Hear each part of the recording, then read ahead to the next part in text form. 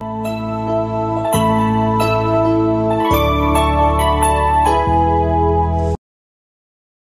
Viewer, আসসালামু আলাইকুম। শুভেচ্ছা এবং স্বাগতম জানাচ্ছি আমার আজকের ভিডিওতে।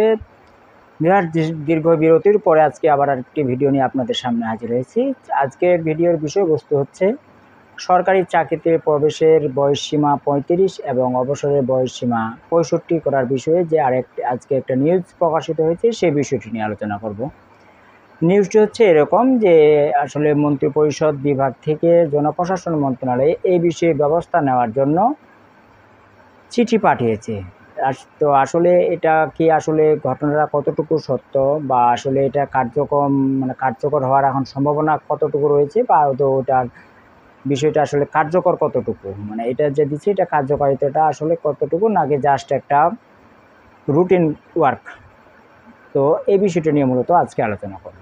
তো ভিউয়ার্স, এই যে ৩৫ বছর সরকারি চাকরিতে প্রবেশের বয়সসীমা দীর্ঘদিনের দাবি, সেই দাবির আলোকে কিছুদিন আগে বাংলাদেশ সিভিল সার্ভিস অ্যাসোসিয়েশন অর্থাৎ প্রশাসন ক্যাডারের কর্মকর্তাগণ একটি চিঠি যে মন্ত্রিপরিষদ বিভাগে দিয়েছিল, যে সেখানে বলা হয়েছিল চাকরিতে প্রবেশের বয়সসীমা ৩৫ এবং অবসরের বয়সসীমা ৬৫ যাতে করা হয় সেই দিকগুলো তুলে ধরে ওরা মন্ত্রিপরিষদ বিভাগে একটা চিঠি দিয়েছিল। তো এখন কথা হচ্ছে, এখানে আরও অনেক আলোচনা রয়েছে যে আসলে ওনাদের মূলত নিজের স্বার্থটার জন্য, অর্থাৎ বয়স ৬৫ করার জন্য, অবসরের বয়সসীমা ৬৫ করার জন্য এই ৩৫ প্রত্যাশীদের ঘাড়ে চেপে মূলত এই দাবিটা ওনারা করেছিল, যাতে কেউ প্রতিবাদ না করে থাকে। তো এখন কথা হচ্ছে যে আসলে চিঠি যেহেতু মন্ত্রিপরিষদ বিভাগে জমা দেওয়া হয়েছে, তো এখানে আমাদের বুঝতে হবে যে মন্ত্রিপরিষদ কিন্তু আসলে সিদ্ধান্ত মেকার না। ওখানে ওনারা বাস্তবায়ন বা ওখান থেকে কোনো ঘোষণা বা সিদ্ধান্ত আসতে পারে না।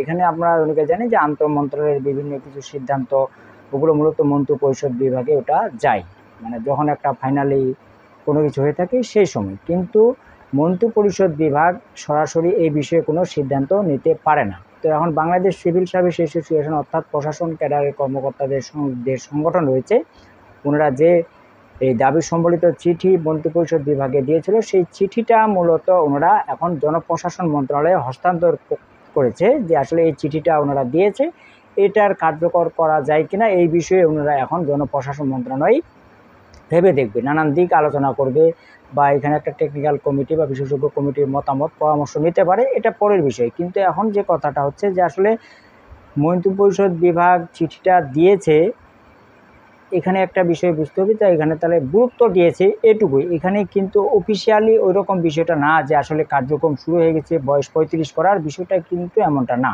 এই যে বললাম যে আসলে মন্ত্রিপরিষদ বিভাগের এটা করার ওনাদের এখতিয়ার নাই, ওনারা চিঠিটা দিয়েছে ওনারা এই চিঠিটা ওনাদেরকে দিয়ে দিল, জনপ্রশাসন মন্ত্রণালয়ের চিঠিটা দিয়ে দিল। এখন জনপ্রশাসন মন্ত্রণালয়ের উপর সিদ্ধান্ত অনেকটা ডিপেন্ড করবে। এটা কিন্তু আমি আবারও বলছি যে আসলে এটা কার্যকরী কোনো সিদ্ধান্ত না বা কোনো প্রসেসও না যে আসলে বয়স ৩৫ হয়ে যাচ্ছে, ৬৫ হয়ে যাচ্ছে, এমনটা কিন্তু না।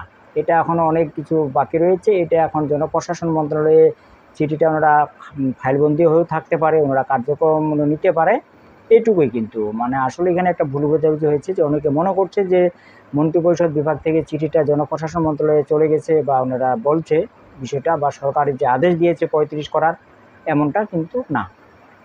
এখানে আরেকটা বিষয় রয়েছে যে ৩৫ আসলে করা কতটুকু সম্ভব, বা আসলে হচ্ছে কিনা, এখানে একটা অনেক জটিলতা আছে।